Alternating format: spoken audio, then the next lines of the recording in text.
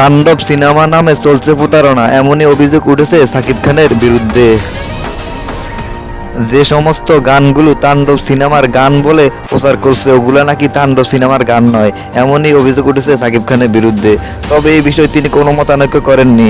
তিনি বলেন, আপনারা জানেন যে বরবাদের বিরুদ্ধেও কিন্তু ষড়যন্ত্র করা হয়েছে, এটাও একটা চক্রান্ত। এই সমস্ত চক্রান্ত আপনারা এগিয়ে চলেন, বরবাদের তো ইনশাল্লাহ আরো ভালো ছবি হবে তাণ্ডব। একটা প্রবাদ আছে, মর্নিং শোজ দ্য ডে।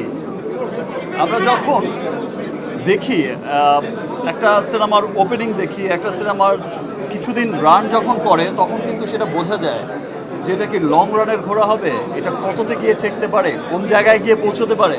তাণ্ডব সিনেমার প্রযোজক বলেন, আমাদের সর্বোচ্চ দিয়ে হলেও তাণ্ডব সিনেমা উপস্থাপন করব। যত ঝড় তুফান বাধা আসুক না কেন আমরা ওগুলো অপেক্ষা করব না। ওগুলা না পিছনে না তাকিয়ে আমরা সামনের দিকে কিভাবে বাংলা ইন্ডাস্ট্রিকে আর ভালো দিকে নিয়ে যাওয়ার চেষ্টা করব, এটাই হবে আমাদের কামনা। জবাবটা সবসময় আমি কাজ দিয়ে দেওয়ার চেষ্টা করি। এখন আমাদের সব থেকে বেশি ইম্পর্টেন্ট এই প্রেস কনফারেন্সটা কেন ইম্পর্টেন্ট, আমার এই দেশের এই অরাজকতার পরে এই প্রথম কিন্তু বড় করে কোনো কাজের অ্যানাউন্সমেন্ট হচ্ছে আসলে।